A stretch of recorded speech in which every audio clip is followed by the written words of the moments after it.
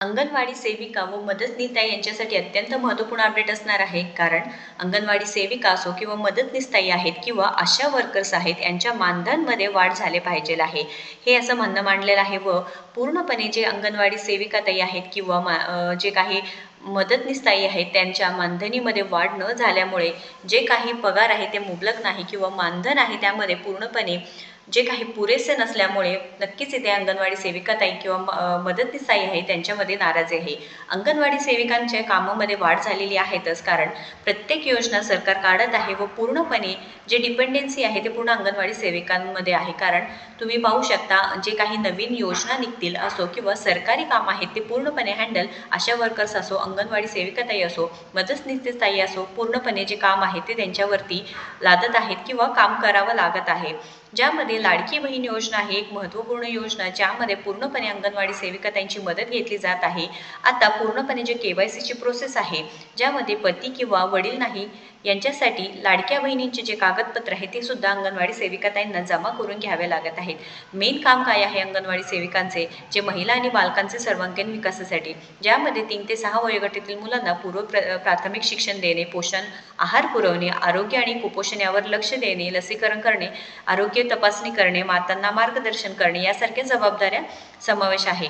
परंतु आता अंगणवाडी सेविकाताईंना हे सुद्धा काम करावं लागत आहे. प्लस जे योजना सरकार काढत आहे त्यामध्ये सुद्धा पूर्णपणे काम अंगणवाडी सेविकाताईंना बघावं लागत आहे, जेणेकरून जे काही लाडक्या बहिणी असू द्या किंवा जे प्रधानमंत्री मातृवंदना योजना असो, अशा वेगवेगळ्या योजनेअंतर्गत जे लाभार्थी महिला आहे त्यांना गायडन्स देणे, त्यांच्या घरी जाऊन किंवा FRS करणे, THR करणे, लाभार्थी आहे त्यांचे पूर्णपणे फेस रिकग्नायझेशन आहे ते करून घेणे, मोबाईलमध्ये नोंदणी करणे, त्यानंतर प्रमुख कामे जे आहे ते सोडून सर्व हे कामे त्यांना म्हणजे प्रमुख कामे सुद्धा करावी लागत आहे. प्लस हे सुद्धा एक्स्ट्रा कामे करावे लागत आहे. विधानसभेमध्ये महत्त्वपूर्ण चर्चा झाली आहे, ज्यामध्ये अंगणवाडी सेविकाताईंचे मानधन वाढबाबत सुद्धा चर्चा करण्यात आलेली आहे. तर इथे नागपूरमध्ये सुद्धा अंगणवाडी सेविकाताईंचा असू द्या किंवा आशा वर्कर्सचे आंदोलन सुरू होते, ज्यामध्ये पूर्णपणे रात्री थंडीत कुडकुडून अंगणवाडी सेविकाताई जे काही पगार वाढ असो, जे काही मागणे आहे ते तिथे नोंद करत होते. तर बालकांचे आरोग्य आणि पोषणामध्ये असो, पूर्व प्राथमिक शिक्षण आहे, आरोग्य आणि जागरूकता आहे, नोंदणी ठेवणे,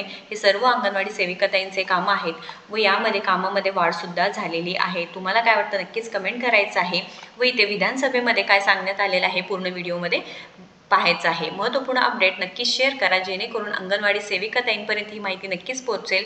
अंगणवाडी मदतनीस असो किंवा अशा वर्कर्सपर्यंत ही नक्कीच महत्त्वपूर्ण माहिती पोहोचणार आहे. आणि आपल्याला सबस्क्राईब व फॉलो करा. धन्यवाद. काही दुर्लक्षित घटक जे आपल्या शासनाच्या माध्यमातून काम करतात आणि जनतेला सेवा देण्याचं काम करतात ते असुरक्षित आहे, त्यांना मिळणारे पगार कमी आहे.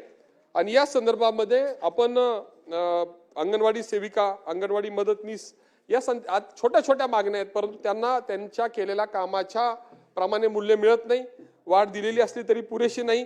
तीच परिस्थिती आशा वर्करची आहे. छोटी छोटी कामं आपण त्यांना करायला सांगतो आणि त्यांचा पगार मात्र 18,000, 3,500, 3,500 ते 5,000 आहे. तो मागणी त्यांची वाढवण्याची आहे. त्या संदर्भामध्ये सकारात्मक निर्णय घ्यावा. पोलीस पाटलांचा मोर्चा चालू आहे.